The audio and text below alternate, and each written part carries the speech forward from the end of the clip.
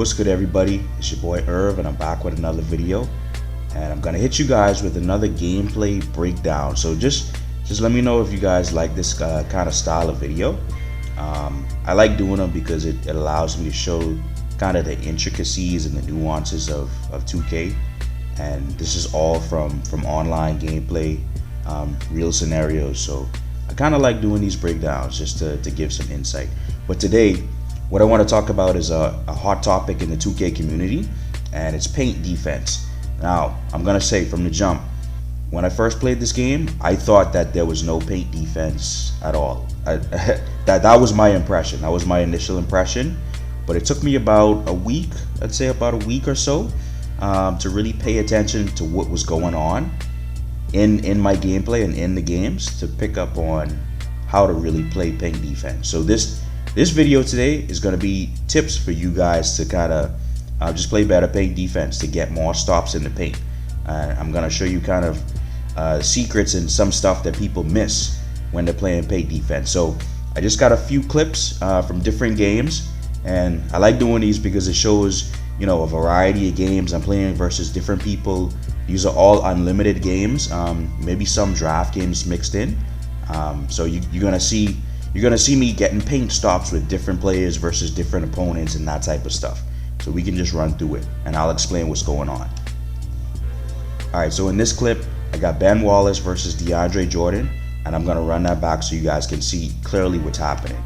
So DJ is actually in good position in the paint. He's not in the best paint position, which is crucial. So that's my first point. You wanna make sure that you have good defensive position when you're defending the paint. So that means pushing them kind of away from the rim as far as possible. And then what I'm gonna do, and this is the most important tip that you guys wanna pay attention to, because this is what changed the whole game for me. As you can see, I have my hands up. I'm keeping my hands up the whole time. So as DeAndre Jordan is going up for his layup, Ben Wallace already has his hands up. So my hands are up before he even starts his layup. You see that? So by the time he actually goes into the shot, it's a heavy contest. You know what I mean? And you're gonna see that trend throughout this whole video, throughout all of these clips. Look, Joakim Noah, hands already up, forces a red contest, heavy contest. This guy tried the rim run, and I know a lot of people seem to have a problem with rim running, but no, he ran into a sea of people, and there's just nothing happening there. You know, he just got blocked. So this is what I'm trying to tell you guys. You don't want to rely on the CPU to defend the paint for you, because what I notice is that the CPU gets weaker contests. They don't get strong contests like a user does. So if you defend the paint yourself, you're going to get a strong contest. Another clip where Zach LaVine tries to rim run. Ben Wallace says, "Get that mess out of here," you know? So, and I mean, look at the score in these games. Like, my opponents aren't really scoring that much. And this is another tip for you guys. I'm glad this clip came up, because I want to explain this one too. So whenever somebody tries to drop step you, what you want to do is, and you're going to see there in a minute, what you want to do is, as soon as that drop step animation starts, as soon as you see that start, you want to press X or square if you're on PlayStation. So what's that? That's going to do, what that's going to do is going to put them in a strip animation and allow you to strip the ball, and it's really effective. I'd say it, as long as you time it correctly, once you see that drop step animation start, it's going to get you a strip, I'd say about at least 80% of the time from my experience. So that's a way to defend drop steps. So that's another good little nuance and tip that I wanted to throw in this video. So yeah, but I see people complaining about rim running, and this is another clip, sorry, that I want to key in on. So we have Giannis. We're just going to go back to this one. So Giannis is pretty deep in the paint. He has pretty good positioning in the paint. But look what I do. I click on with Andre Kirilenko, and I push him out of the paint. I push him from under the rim. Because once they're under the rim, it's going to be much harder for you to stop them going up for a layup from that position. But you're able to actually push people out of bounds and push them away from the dead zone, basically, from under the rim. So I push him from under the rim, and I got my hands up to play much better paint defense.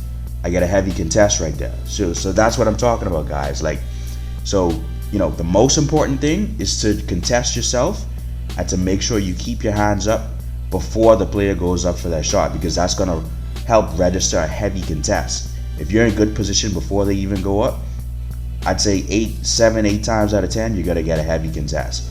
And this is another play where, you know, I just got good positioning. I jump, we contest manually, and we force 2 heavy contests, 2 red contests. So I just wanted to point that out for you guys. This clip here is, this guy is in 5-out spacing, so he knows what he's doing. He's trying to rim run with Giannis, but I'm there manually, and I force another red contest. So that's what I'm trying to say to you guys. So if there's anything that you take away from this video, is to not rely on the CPU to defend the paint, because they don't get the best contests, they don't get the best animations. If you manually contest, and if you keep your hands up and have good defensive positioning before the player goes up for a layup or a shot or a dunk or whatever, then most likely you're gonna force a red contest. Look at that. You know, Giannis, well, that one is a slightly 45%, but it's still a good contest. You know what I mean? So that's one of the biggest things that changed the game for me. Because when I first got the game, I thought the paint defense was broken. You know, I thought that it wasn't working properly, but I was letting the CPU try to defend the paint for me. It wasn't until I started to contest manually, and this is another guy in 5-out spacing, well, another clip, and he's going to try to drop set with LeBron. Look, same thing, strip. You know what I mean? As long as you can pick up on these little details and focus on certain animations and positioning and stuff like that, you're going to be successful. Trust me, I think IQ really is really important this year, because you have to pay attention to what's going on and you have to know what to do in certain situations. So, you know, I just wanted to let you guys know.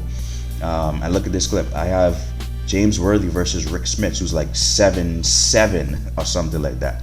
You know, I'll run that back so you can see it. So even if you have a taller offensive player, if you're in good positioning, you can force heavy contests, you can force bad shots. Now this is an important clip right here, and I intentionally put this in the video because I wanted you guys to see the difference between a manual contest by a user and letting the CPU contest. So we'll let it play. So this is BJ Armstrong. He's driving in the paint.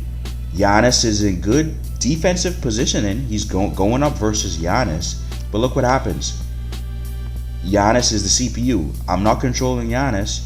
And look at the animation that he gets. Look at the contest animation and the contest percentage that he gets. So you would think that this is good defensive positioning, but because it's the CPU, he's not going to get a great contest. So BJ Armstrong hits the layup, and it's a 27% contest. I think that's the lowest contest percentages that we've seen so far in this video out of all the clips that I've shown. So that's what I'm talking about, guys. You can't let the CPU defend the paint. A user contest is always going to be stronger, and you're able to get in better defensive positioning when you manually control it, when you try to user it yourself. So that's just the point that I'm trying to get across to everybody, because it was a game changer for me.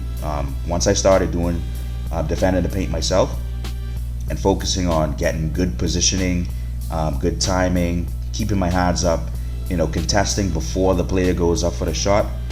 Trust me, I've just been locking down the paint. Like, you can see the scores of these games in these clips. You know what I mean? So, you know, people aren't really scoring that much. Of course, they're going to score in the paint. You know, they're still scoring in the paint, but it's not a consistent thing. You know what I mean? So it's not something that I feel like, oh, you know, I'm in good position and I wasn't able to stop it. He's still scoring in the paint at will. No. As you can see, I'm forcing heavy contests, red contests. So I just wanted to get that tip out for you guys. Hopefully it helps some of you. Hopefully it changes the game for some of you, because I know I was struggling before, you know. And also I want to say personnel matters. Personnel definitely matters. You want to make sure that you have good defensive players, good rim protectors out there, because you can't expect to go out there with Kevin Love and think that you're going to shut down the paint. It's just not going to happen. So make sure you get the right players, make sure you got the right people in the right position, and you're going to have success, trust me. So hopefully this helped you guys. Until next time, hopefully I can do another breakdown soon. It's Irv Gotti. I'll see you guys later. Peace.